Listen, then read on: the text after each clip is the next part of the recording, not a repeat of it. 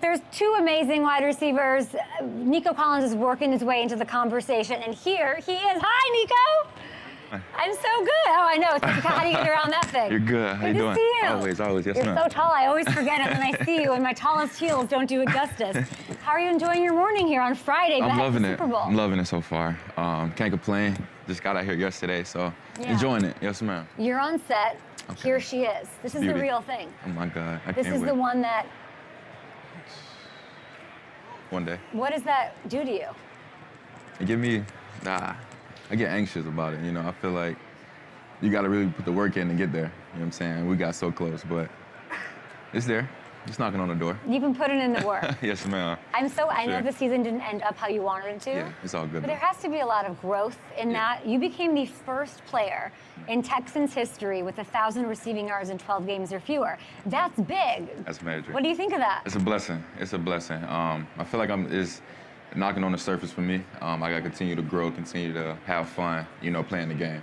I feel like my journey is just getting started, having fun with it, and just enjoying life.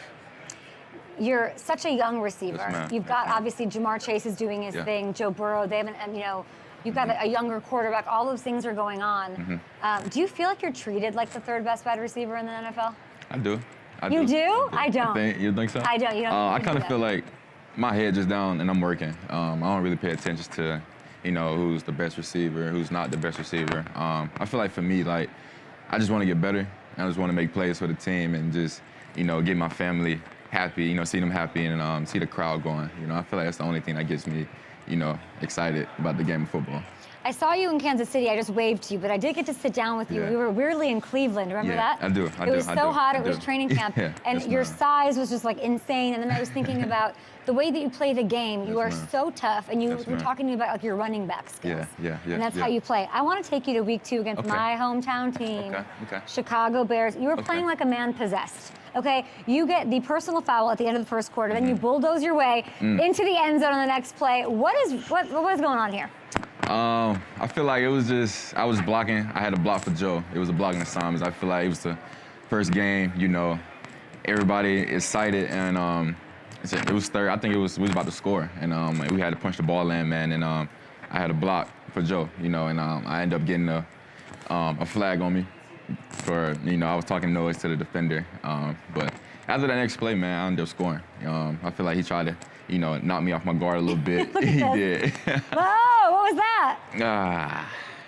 Nico. He was talking trash, I'm sorry. That's the running back in you coming out, huh? It was. I had to talk a little bit, the dog had to come out, but we had to score. The game was on the line. It was tension between both sides, and we were just having fun. Is there something that doesn't get enough love? Because I feel like the dog mentality, I'm sure you're Joe Mixon's favorite person on the team, throwing blocks like that. Yeah, what don't you get, and what do you wish I would talk about more? I feel like just me as a person, the type of guy I am. I feel like for me, I'm a level type guy, down to earth. My mindset is always the same, I never change. I'm the same guy in and out, no matter what it is, the highs and the lows, I remain the same. Wild card game. Can we talk about that? Yeah, for sure. Okay, thank you. Because you're such a nice guy. You're smiling. For sure. Okay, it's against the Chargers. Okay. You set a Texans single game playoff record in receiving yards.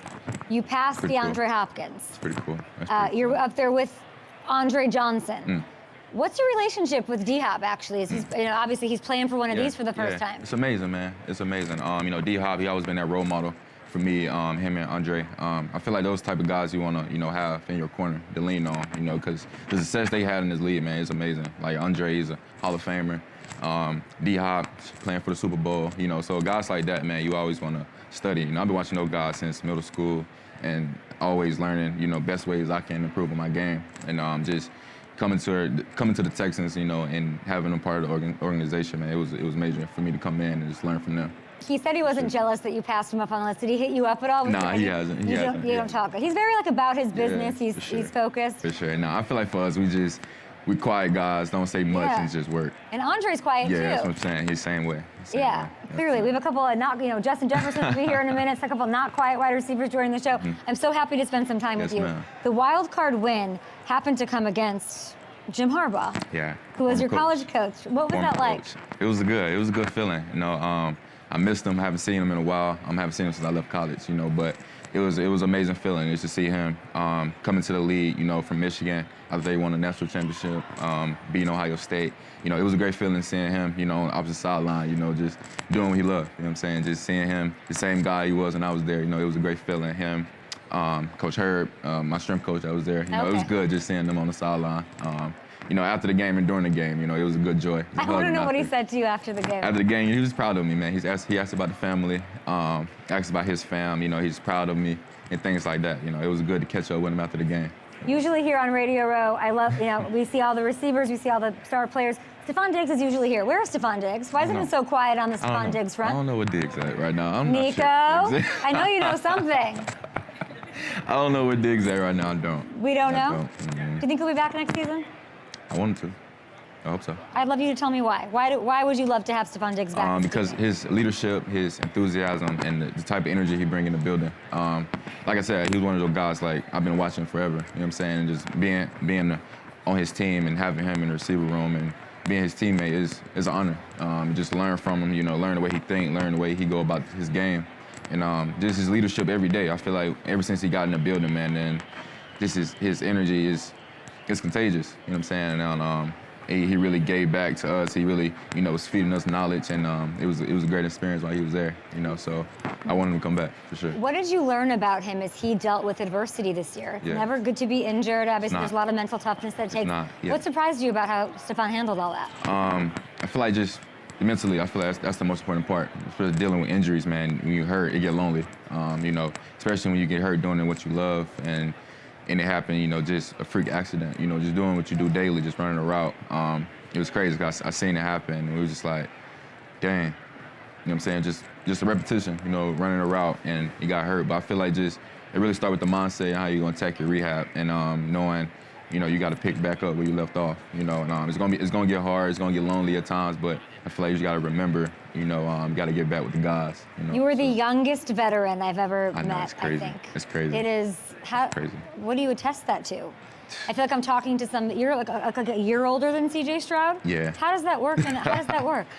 I feel like for me, it's just being able to be a student no matter what.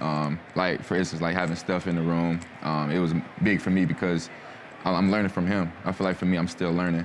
Still finding ways to improve on my game, finding ways to, you know, go about my business and finding ways I can be better. I feel like in order to do that, you have to be a student of the game and, you know, ask guys like Steph and guys that have been around the game and, you know, that's been successful, you know. So I feel like having Steph in the building, man, and having, you know, a lot of older vets. You know, I had Brandon Cooks, Chris Conley, Chris Moore, guys like that, you know. So learning from them while I was there, it really helped me out, you know, till today. I saw you at that Chiefs game. Yes, ma'am. Before the game, I talked to Joe for a little bit, and then that heartbreaking thing happened to Tank Dell. Yeah. And it was people watching on TV, one thing, being there, seeing it. Yes, ma'am. Now we're removed. You know, it was the week before Christmas. Yeah. When you think about that, well, how is he? He's good. Is he? He's good. He's on the rise. Yes, ma'am. Good. Yes, I love mentally, hearing that. You know, that's a toll. You know, that's a gut punch for sure. That's what I wanted to ask you. What in your words, as you know, you're in that locker room, you're so close to him. Yeah. What is the lasting impact of that happening? I feel like it was really no emotion. We know it was just seeing it, you know, just feeling his pain and, you know, what he'd been through, just to get back. You know, like he had a rough past last year and got hurt. You know, rough off season. Yeah. Then coming back, you know, he bust his tail off. You know, seeing the work he put in every day. You know, just seeing the grind we put in. You know, in the training room, the weight room, on the field. You know, just the blood, sweat, and tears, man. Like you see the work he been putting in. You know, you can tell. When he got hurt last year, man, he was on a mission to get back, you know, get back on the field with his brothers, and boom, a freak accident happened again. It's like you're doing it out there maybe for him now. Yes, ma'am. It was one of those like you felt his pain when he went down. It's really one of those, you know. You don't want to see your brother go down like that. So I want to see you get a Lombardi. It was not the year C.J. Stroud wanted. Of course, injuries to a lot of these guys. Tank, Stefon Diggs, getting hit 52 times, sacked. That's not what we want to see. We don't. Jaden won Offensive Rookie of the Year last night. CJ had Offensive Rookie of the Year. Do you feel like, last question, do you feel like you guys, and CJ especially, got everybody's extra best punch in his second year? I did. I did, but I also feel like it's more room for improvement. I feel like it's more left on the table. I feel like everybody hasn't hit their peak yet. You know, I feel like that, and that's the most exciting part about it. You know, and I feel like we're just getting started. And you know, I can't wait for next year and you know, get back on the field with the guys, man. You know, I miss it. With Stefon Diggs back, apparently. Nico Collins is here bringing this 7-pound trophy to the Houston Texans at some point. Thanks for stopping by. Enjoy Super Bowl. Thank you so much.